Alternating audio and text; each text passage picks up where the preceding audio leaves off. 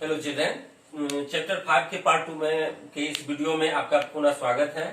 और अब हम डिस्कस करेंगे बायोस्फीयर के बारे में। हाइड्रोस्फीयर आप लोग समझ गए, 97% पार्ट में जल है, इतना समझ गए।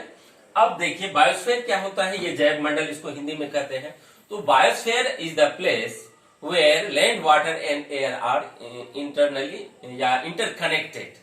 तीनों चीज हमें मिलता है बायोस्फीयर में, इसलिए यहाँ वन्य जीव, पेड़ पौधे, कितने प्रकार के जीव जंतु, कीट, प्राणी, छोटे से लेकर बड़े बड़े जीव और मनुष्य तक यहाँ रहते हैं। तो बायोस्फीयर में क्यों रहते हैं? क्योंकि यहाँ लैंड, एयर, वाटर, ये जो परिवेश है इसको हम बायोस्फीयर कहते हैं, जैव मंडल, जहाँ तीनों चीज मौजूद हो चुकी है। हमें जीवन के लिए तीनों चीज जरूरी है, लैंड, एयर एंड वाटर, इसलिए बायोस्फीयर इंपोर्टेंट है हमारे लिए। अब मैं चलता हूँ कंटिनेंट की ओर। तो देखिए कंटिनेंट कितने हैं? There are 7 continents in the world and Asia is the largest continent and Australia is the smallest continent. यदि मैं क्षेत्रफल की बात करूं तो ऑस्ट्रेलिया इंडिया से आगे है। क्षेत्रफल में सबसे बड़ा देश कौन सा है in terms of area? Russia is the largest country, after that Canada, after that China, after that उसके बाद हो गया आपको अमेरिका। तो उसके तो छठे नंबर पे आता है ऑस्ट्रेलिया और 7वें नंबर पर भारत आता है इंडिया में।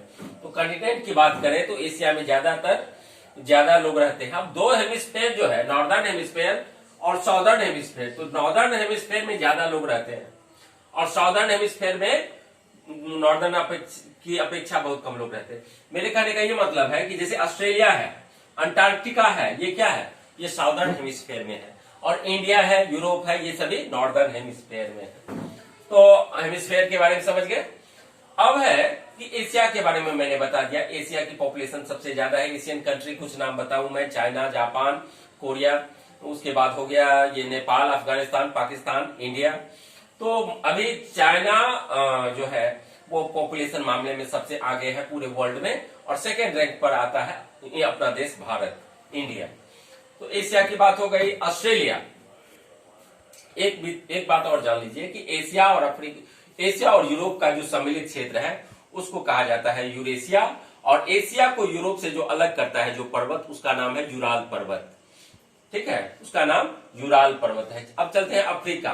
अफ्रीका भी पहले उपनिवेश रहा ब्रिटिश का, और अफ्रीका में 3 तरह के लोग उस समय पाए जाते थे जिस समय रंग भेद की नीति थी। एक तो अंग्रेज जो वहां शासन करते थे, दूसरा इंडिया से जो भी लोग गए थे एज ए लेबर और या एज ए ट्रेड्समैन या एज ए ट्रेडमैन, तो व्यवसायी या मजदूर के रूप में भारतीय भी वहां थे, और वहां के ओरिजिनल इनहेबिटेंट्स जो थे वो काले लोग थे। वहां रेशियल डिस्क्रिमिनेशन था।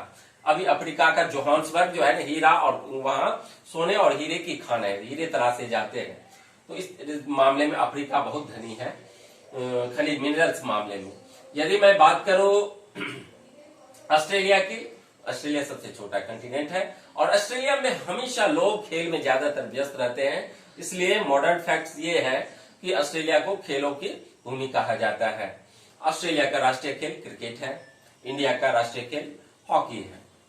अब चलते हैं, बायोस्फीयर समझ गए। अब जो है एटमोस्फेयर के 5 लेयर होते हैं, इसको आपको याद रखना है।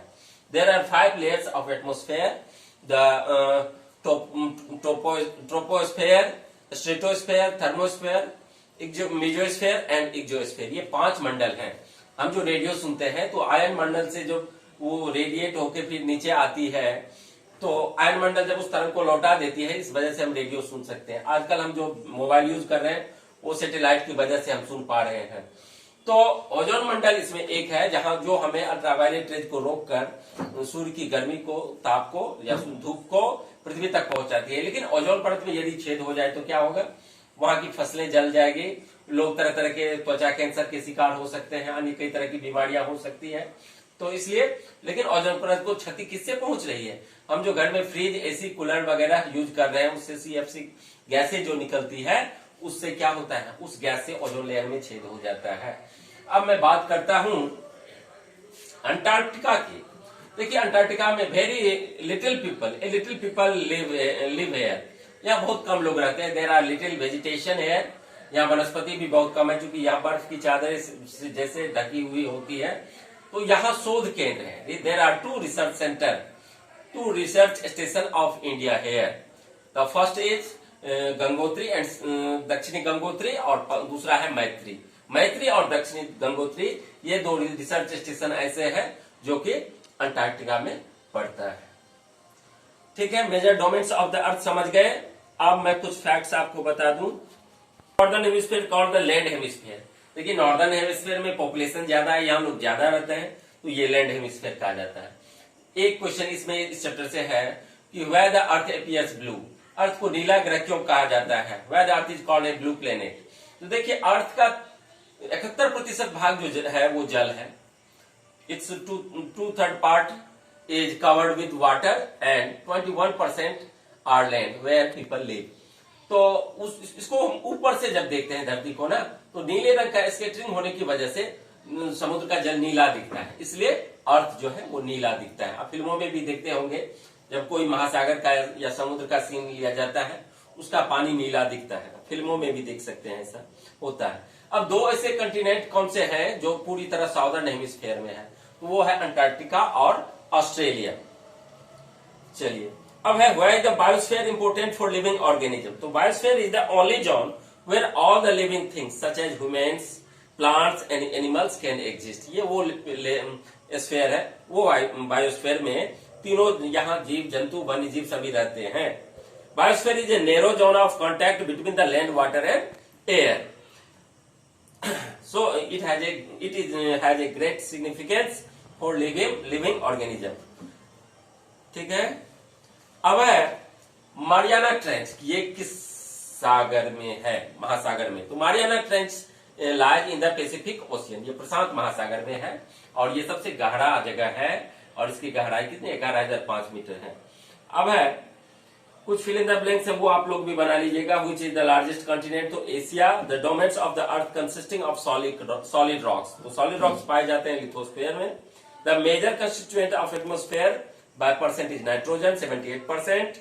The continent of North America is linked to South America. North America और साउथ अमेरिका जो जुड़ा हुआ है वो एक इस्थमस से जुड़ा हुआ है, it is linked by an isthmus. The mountain range that separates Europe from Asia, Europe को एशिया से जो अलग करता है उसको कहा जाता है यूराल पर्वत। तो इतना इस चैप्टर में हम लोगों ने पढ़ा समझा जाना। आप लोग इस चैप्टर को थ्रू आउट पढ़िएगा और क्वेश्चन बनाइएगा। तब अगले वीडियो में मैं फिर आप लोगों से मिलता हूं, तब तक के लिए stay home, stay safe, thank you.